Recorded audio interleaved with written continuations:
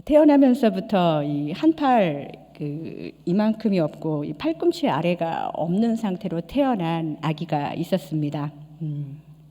자신이 왜 다른 사람들하고 다를까 조금씩 인식하기 시작하면서 이 아이의 어머니는 처음에는 동화 같은 이야기로 이렇게 이야기합니다. 하나님이 천국에 그때 아이가 많이 나서 천국에 팔을 많이 준비해 두지 않은 모양이라고 하면서 아이에게 위로를 해 주었습니다. 그런데 어느 날 이 소년이 자기하고 비슷한 시기에 태어난 친구의 생일에 갔는데 그 아이는 팔이 있는 거예요. 그걸 보면서 충격에 빠진 이 아이를 위로하면서 그제서야 어머니가 눈물을 흘리면서 아들에게 솔직하게 대답을 하는 거예요. 그래, 넌 이렇게 태어났어. 사람들은 널 비웃을 거야. 널 쳐다볼 거고, 그리고 널 무서워할지도 몰라. 그리고 너를 괴롭히거든. 네가 네 갈고리 손 그거 사용해도 좋아. 이제부터 너는 최선을 다해서 살아야 해. 엄마는 또 모진 말로 아이에게 현실을 이야기합니다. 그러면서 엄마는 이 아이에게 다른 사람과 다른 그 모습을 어떻게라도 더 메이크업하기 위해서 최선을 다해서 아이를 하드 트레이닝을 시킵니다. 근데 아이가 그때를 회고하면서 이런 말을 글에 남깁니다. 내가 그때 받은 마음의 상처 덕분에 모든 사람에 대한 연민을 배웠다는 것을 그때 엄마가 알았다면 얼마나 좋을까.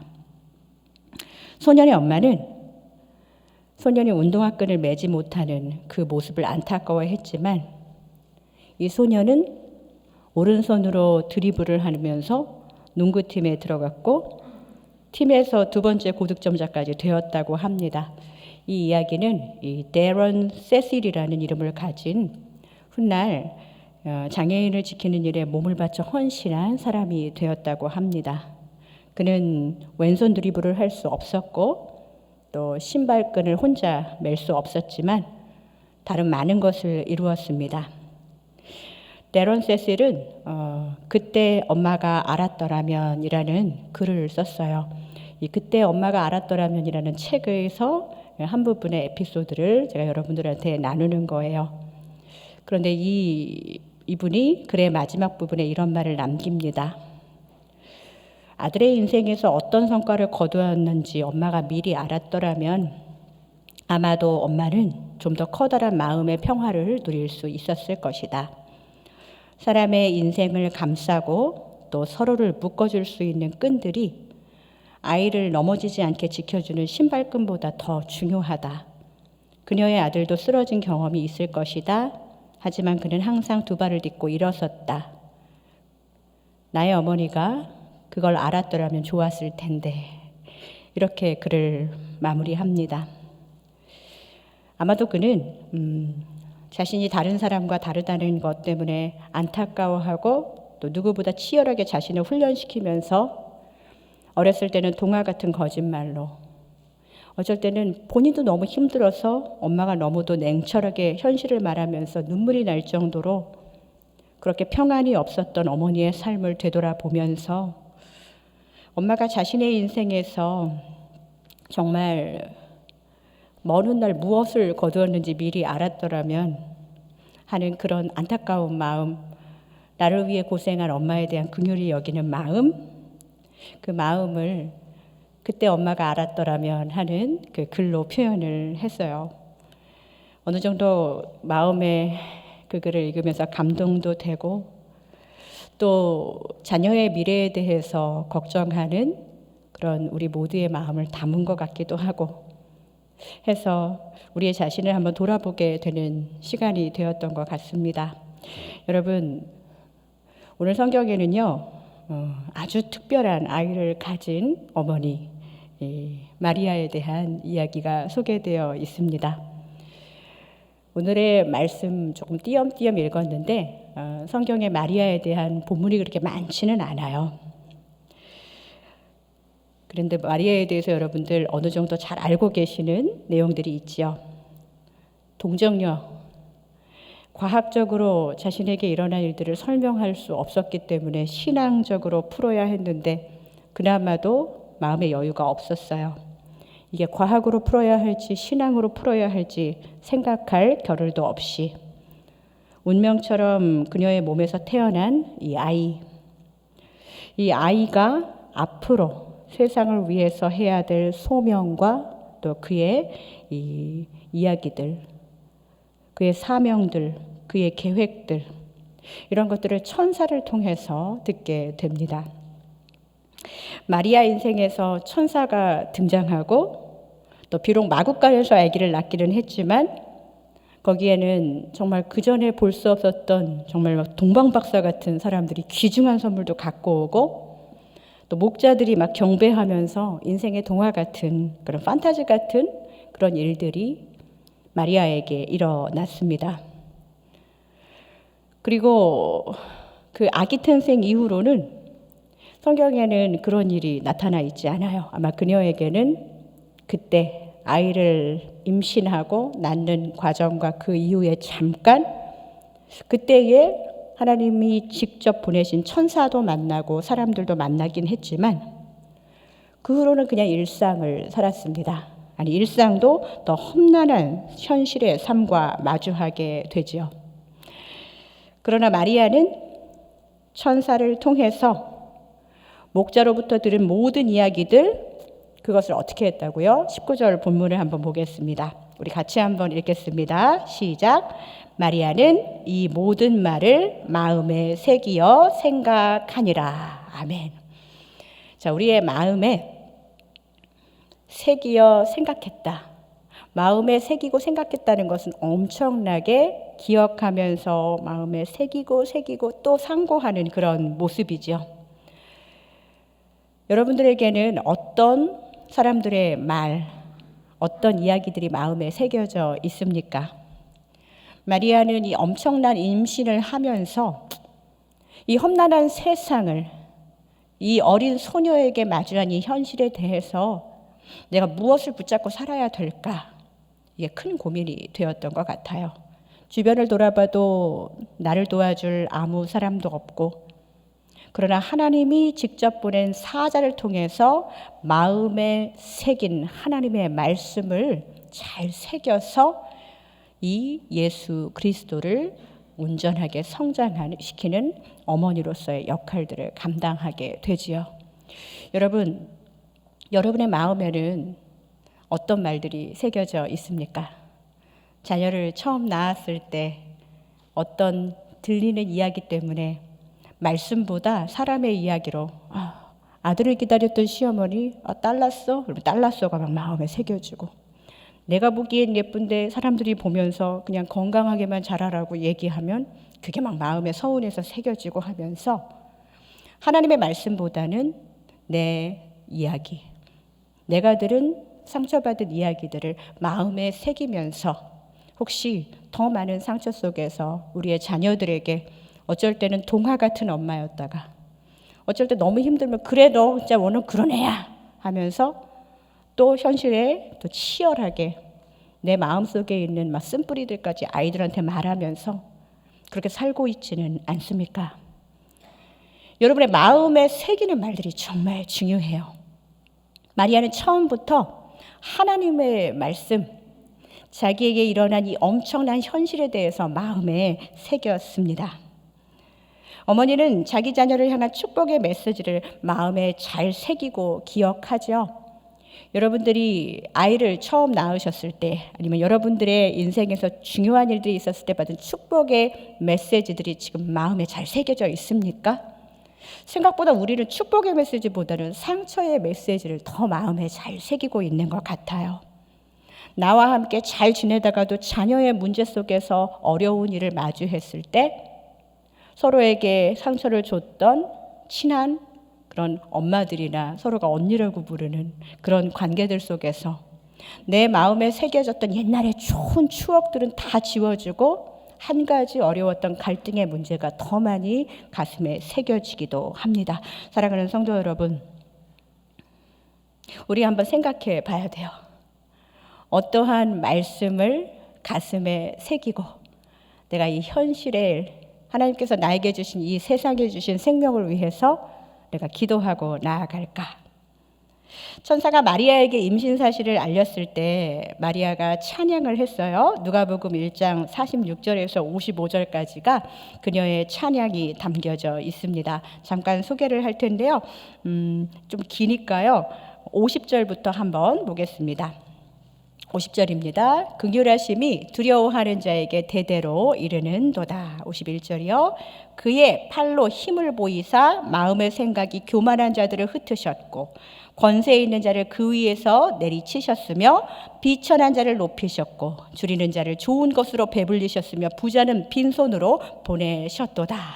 이게 마리아 찬가 중간에 나오는 부분이에요. 구체적으로 마리아가 어떤 마음을 담았는지는 자세히 기록되어 있지는 않지만 그녀의 찬양을 보면은 짐작할 수 있습니다.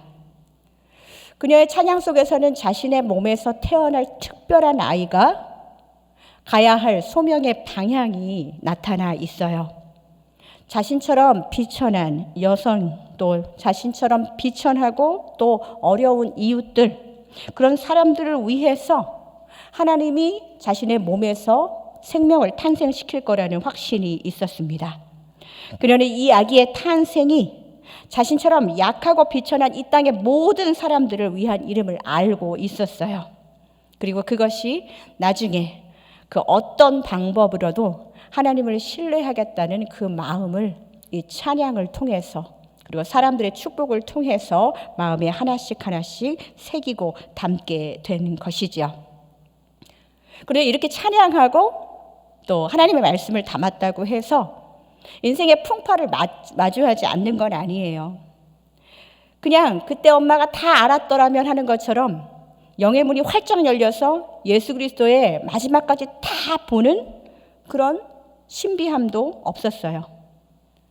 하나님의 말씀을 마음에 새기고 생각하는 엄마들이라고 해도 모든 인생길이 다 탄탄히 열리고 그렇게 대로로 활짝 열린다는 그런 의미는 아닙니다. 그들도 똑같이 힘들고 그들도 똑같이 갈등을 마주하게 되고 그들도 똑같이 고난을 마주하게 됩니다.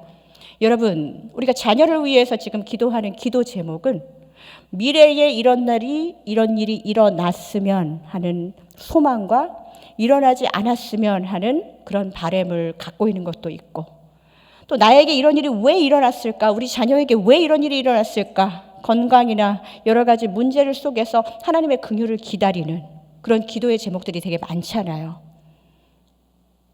어느 한 순간도 그냥 절대 평안의 세계로 우리를 인도하지는 않아요. 그럼 하나님은 왜 어머니들에게, 마리아에게, 또 우리들에게 마음에 새기는 말씀을 주셨을까요? 그 말씀을 새기면서 우리에게 마주한 고난의 시간들, 자녀를 위해서 기도하는 시간들 의심 없이 신뢰하고 하나님을 더 붙잡고 나아가라고 그 말씀을 주신 것이지요. 여러분, 그렇다면 우리는 어떤 마음을, 어떤 말씀을 마음에 새기면서 살아가야 할까요? 여러분, 지금 마음속에 새겨져 있는, 정말 굵게 새겨져 있는 그 말들 정말 하나님의 말씀으로 가득 차 있습니까? 예수님은 태어나자마자 모르는 이들에게 경배받았어요. 그렇게 너무도 특별한 아기였지만 그 다음은 또 너무도 이상한 일이었어요. 그게 마태복음 2장 13절에서 15절까지 나옵니다. 13절을 한번 보겠습니다. 우리 같이 읽어요. 시작. 그들이 떠난 후에 주의 사자가 요셉에게 현몽하여 이르되 헤롯이 아기를 찾아 죽이려 하니 일어나 아기와 그의 어머니를 데리고 애굽으로 피하여 내가 내게 이르기까지 거기 있으라 하시니 이 부모는 혼돈스러웠을 거예요. 왜냐하면 축복을 받은 다음에 바로 이 아이를 죽이려 한다, 피해라 라는 메시지를 사자로부터 받았습니다. 아기의 생명이 위태롭기까지 한 이런 시간이 그들에게 오자 그들은 일단 한번 기다려보지, 이런 일들이 진짜 일어나나 하면서 예의주시할 시간이 없었어요. 아이의 생명을 위해서, 아이를 피신시키기 위해서 자기의 살던 곳에서 나와서 애굽으로 피난 가는 일을 하게 되지요. 이 부모가 그렇게 하나님의 말씀을 가슴에 담고 첫 번째 했던 일은 이게 뭐지? 하는 엄청난 이 아이의 생명을 위협하는 일 앞에서 번거롭고 또 익숙한 곳을 떠나는 그런 일을 감당하게 됩니다. 사랑하는 성도 여러분, 말씀을 가슴에 새긴 어머니는요, 말씀에 비춰서 여기가 자녀의 생명, 특별히 우리 자녀들의 영적인 생명을 해할 수 있는 환경이라면 우리 자녀를 빨리 피신시켜야 됩니다. 거기가 아무리 나에게 익숙하고 좋은 곳이라고 해도 우리 자녀들의 생명을 잃어버리는 공간이라면 우리의 자녀를 탈출시켜야 돼요. 모세는 애굽에서 나왔지만 지금 애굽으로 도망가고 있죠. 굉장히 역사의 아이러니입니다. 그러나 여러분, 지금 여러분들이 지금 자녀들을 위해서 최선을 다해서 밀어넣고 있는 그 공간이 정말 자녀들의 생명, 특히 하나님이 주신 이 영적인 생명을 잃어버리는 그런 곳이라면 빨리 돌이키셔서 탈출시켜야 되는 그런 요셉과 마리아의 그 결정이 우리 안에도 있어야 된다는 것이죠. 요셉과 마리아는 재빨리 그 양육을 잘해서 예수님을 죽지 않도록 잘 피신시켰어요. 근데 그렇다고 해서 예수님의 부모님이 항상 실수 없는 양육을 한 것은 아니었습니다. 제가 오늘 마리아를 통해서 하고 싶은 말은 무엇이냐? 아무리 예수님의 어머니라고 해도 그는 연약한 여인이었어요. 아무리 특별한 자녀를 가지고 있다고 해도 하나님을 향한 시선이 항상 그것을 고정되어 있었던 것은 아니에요. 주의 사자가 왔을 때는 특별한 아이니까 말 들어야 되겠구나 하고 하나님을 향해서 시선을 돌리다가 또 어떤 때는 그냥 자라는 평범한 아이를 보면서 시선이 왔다 갔다 육신의 시선으로 왔다 갔다 하는 마리아의 모습도 볼 수 있습니다. 육신의 어머니는 자녀를 바라보는 시선과 하늘아버지의 시선에 차이가 있다는 것을 알아야 돼요. 여러분이 가지고 있는 시선이 다 하나님의 시선이 아니라는 것을 우리는 알아야 됩니다. 자녀들에게 보여주는 그 제시하는 방향과 시선이 내가 정말 원하는 시선이라면 그것이 하나님의 시선에 합당한 것인지를 우리는 검증해 봐야 된다는 것이죠. 그래서 예수님의 어머니도 그 시선을 하늘의 시선에서 또 자신의 시선과 맞추는 과정이 필요했습니다. 오늘 본문이 그래요. 우리가 함께 읽은 본문. 이 가정에서 6월절에 12살이 된 아들 예수님을 데리고 다 행사를 치르고 나서 오는 길에 아이가 실종이 됐죠. 며칠이나 실종이 됐냐면 3일이나 아이가 없어졌어요. 그러니까 이 부모님들은 너무 놀라고 화가 났었겠죠. 엄청난 이 인파 속에서 3일간 실종된 아이를 찾아서 다시 예루살렘 성전으로 들어갑니다.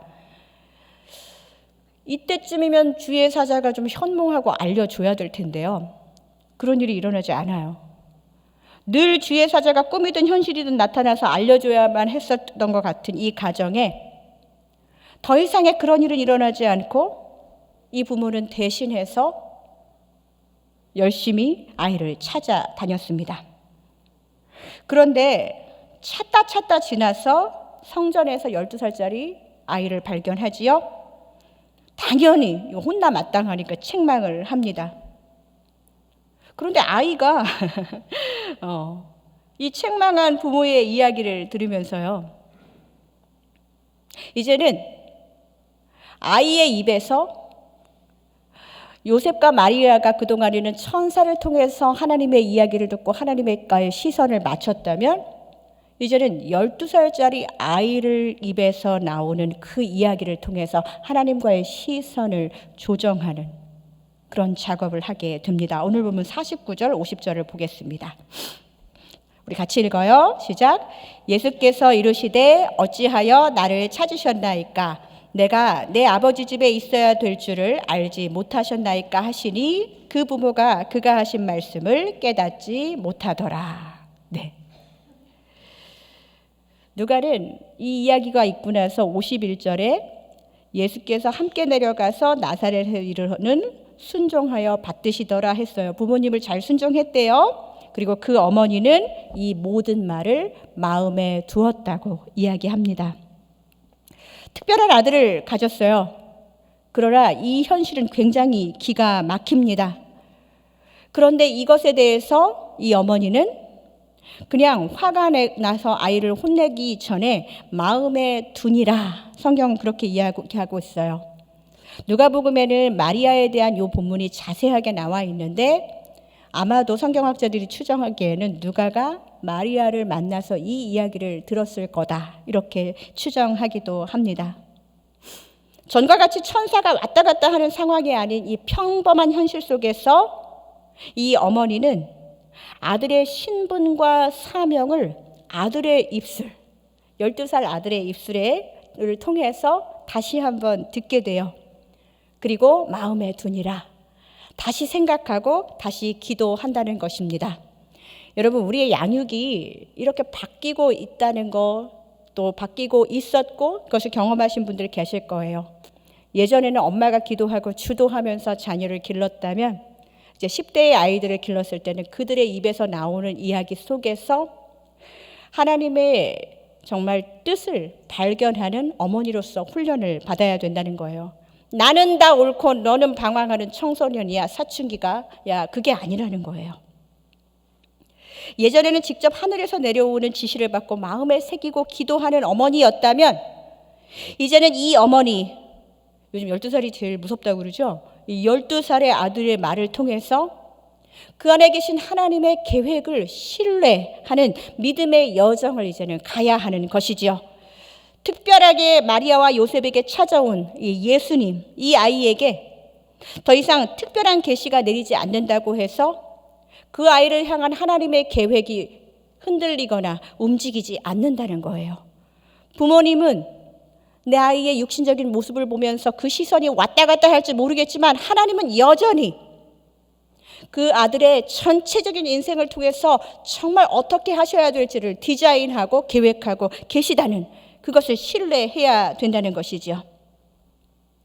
성도 여러분, 아이와의 대화 속에서 마리아와 예수님의 대화 속에서 하나님께 시선을 고정한 이 마리아, 그러나 때로는 책망도 하고 근데 걔가 특별한 것 같고 왔다 갔다 하는 이것을 보셨다면 나의 양육의 모습들 한번 생각해 봐야 됩니다. 자녀는 아무리 길러도 잘 답이 나오지 않죠. 오랫동안 안다고 해도 우리의 자녀들 내 손 안에서 움직여주는 그런 내 소유물이 아닌 것은 여러분들 더 잘 아실 거예요. 그렇게 우리는 어떤 작은 일에, 아이에게 일어난 작은 일도 나에게는 되게 큰 일이죠. 내게는 일어나지 않았으면, 우리 아이에게는 일어나지 않았으면 했던 일들이 일어났을 때 우리가 제일 먼저 할 수 있는 것은 하나님을 향한 시선이 흔들린다는 거예요. 왜냐? 내가 견고하게 마음에 새겨두었던 말씀이 하나님의 말씀이 아니라 자꾸 사람의 말로, 아이를 신뢰한다고 하면서도 아이에게 더 많은 내가 들은 사람의 말로 마음이 흔들릴 때가 너무나도 많이 있다는 것이죠. 그렇다고 해서 자녀를 무조건적으로 잘못이 있는데도 무조건 덮어주고 용서해주고 하라는 얘기가 아니에요.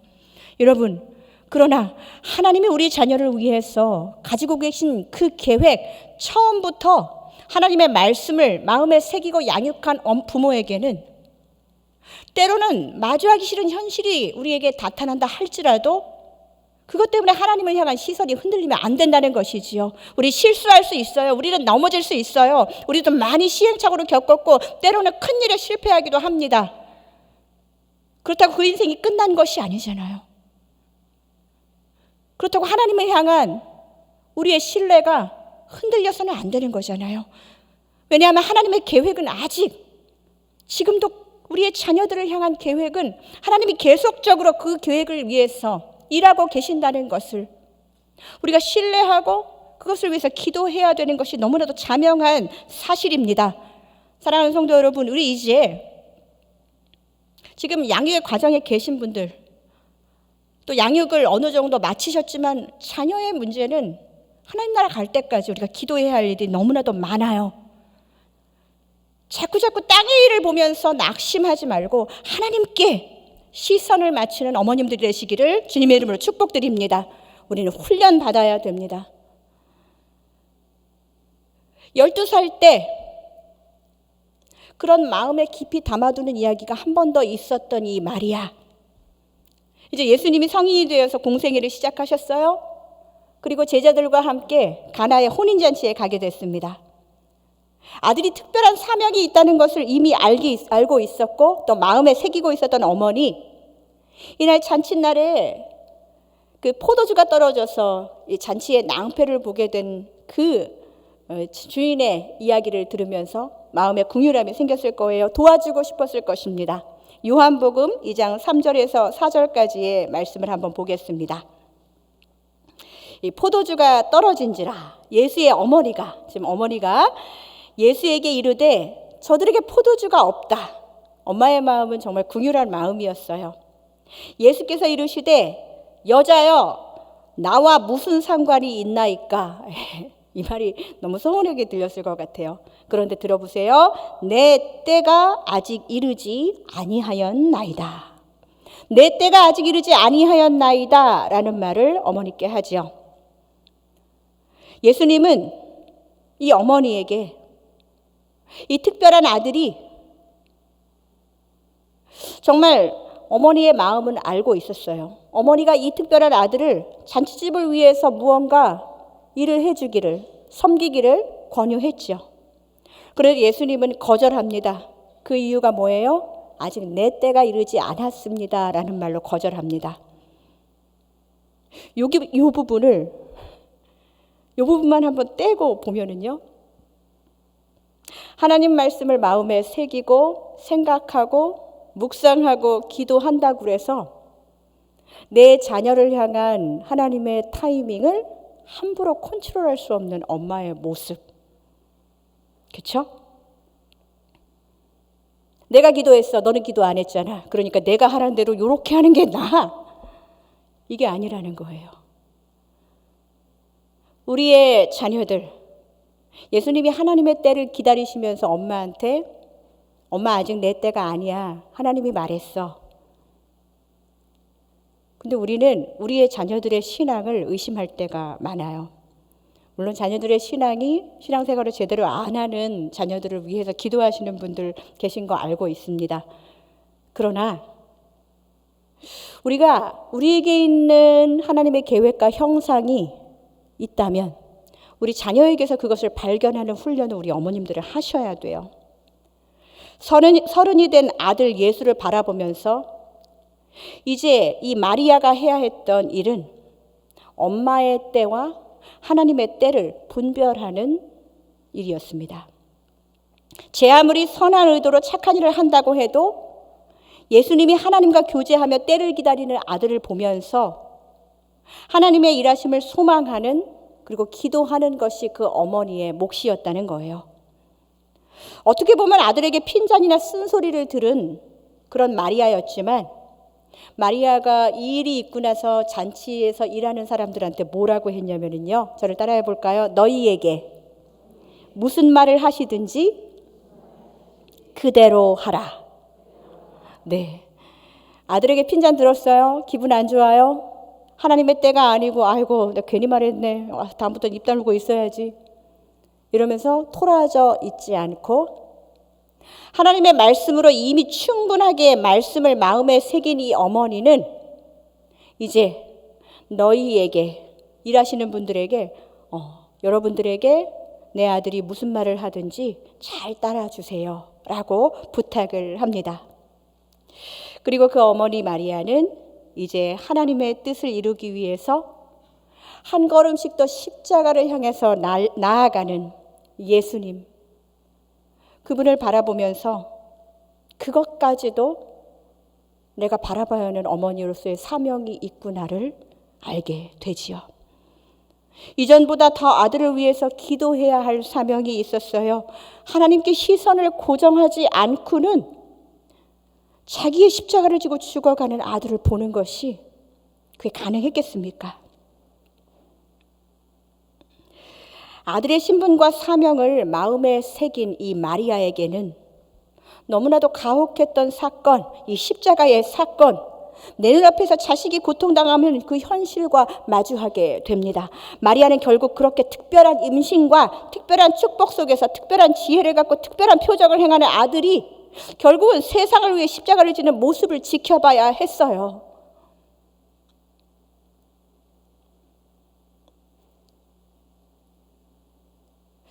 마리아의 이야기는 예수 그리스도의 이야기라서 너무나도 특별한 이야기로 들리신다면 여러분의 가정 속에 일어나는 나에게 특별한 자녀, 특별하게 키우고 특별하게 나에게는 정말 특별한 그 자녀를 여러분들 이 세상 속에 예수 그리스도와 함께 십자가를 지게 하면서 이 세상으로 파송하는 어머니로서의 사명을 감당하려면 정말 왜 우리가 자녀를 위해서 기도합니까?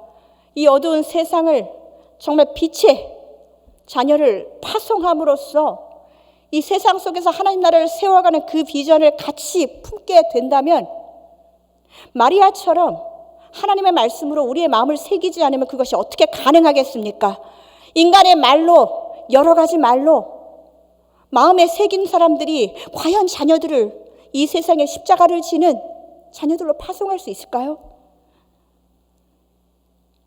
우리 마음속에 어떤 말씀을 새기고 있어야 할지가 분명합니다.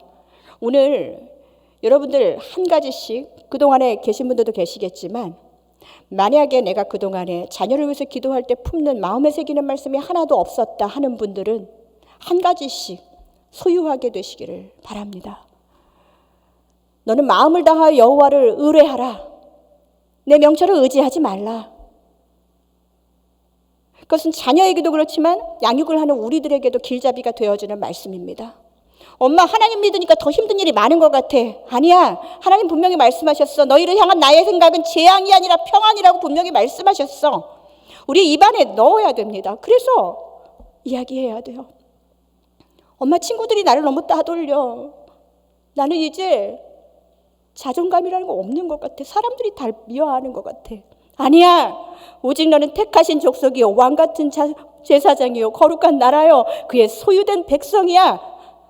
엄마가 하나님 말씀을 가슴에 새기고 있어야 자녀들에게 올바르게 이야기해 줄 수 있다는 것입니다. 여러분, 예수님의 육신의 어머니, 제 아무리 예수님의 어머니라도 완벽한 양육을 한 것은 아니었어요.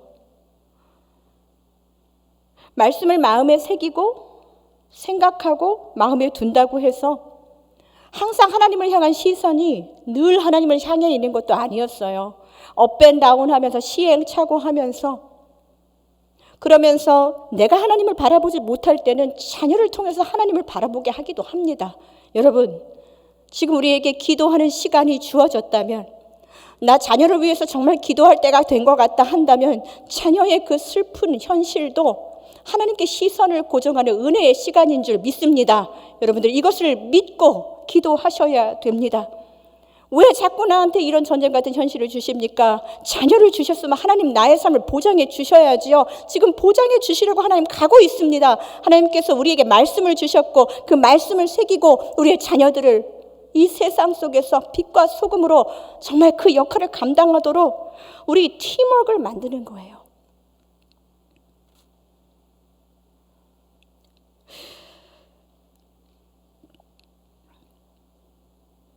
사랑하는 성도 여러분, 오늘 우리가 함께 이야기한 마리아의 모습, 나도 예수님처럼 지혜와 키가 자라면서 하나님과 사람에게 사랑받는 자녀가 있었으면 우리는 이런 바람으로 이 말씀을 대하지 않습니다. 때로는 아들이 엄마 앞에서 특별한 사람임을 사람들에게 보여주는 기대를 품었을 때 내 마음 같지 않아서 속상한 그런 현실이 우리 안에 있기도 했지요.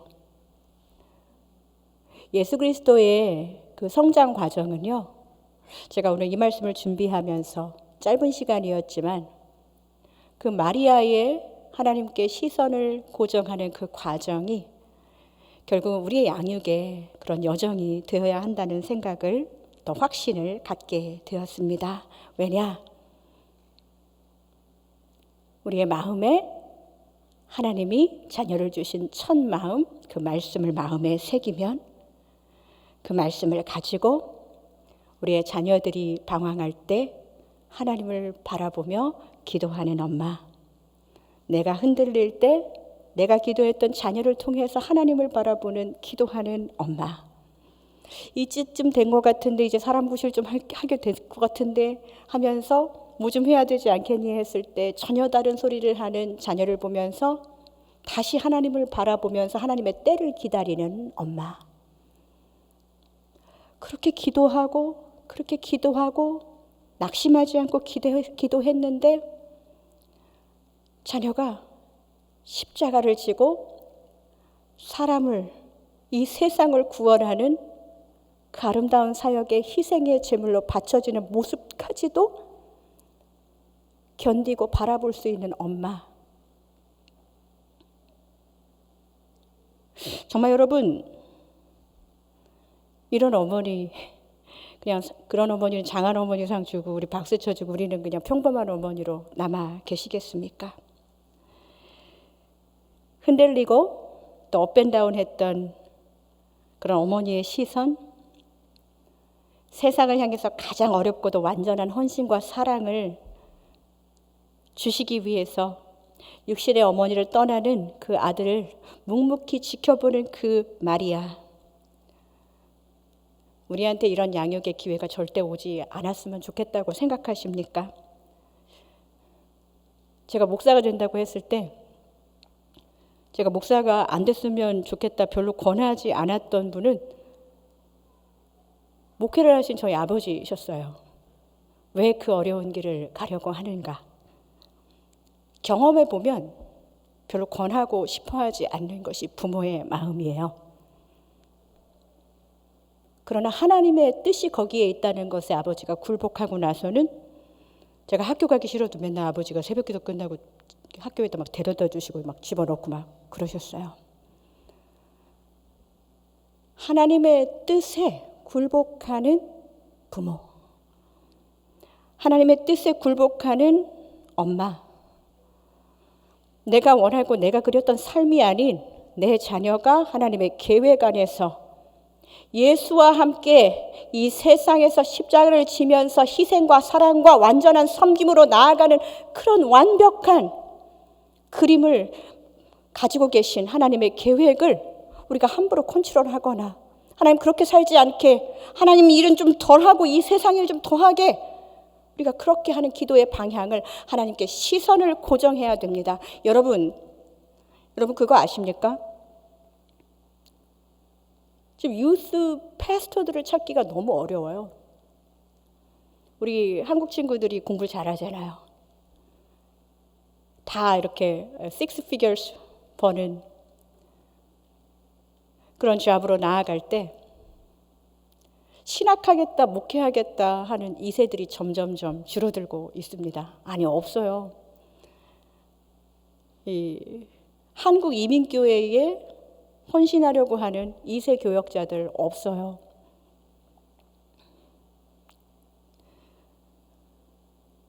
근데 내 자식은 아니었으면 막 그런 생각이 막 들잖아요. 누구에게나 그런 시간들이 있습니다. 우리의 자녀들, 누군가가 막연하게 이 말씀을 선포하고 교회를 섬기겠지가 아니라 우리의 자녀들이 정말 하나님의 일을 할 수 있는 자녀로 그들을 인도하고 도와주는, 사실 그런 어머니 안 계십니까? 지금 여기 제가 설교 준비한 내용에는 이런 말이 없어요.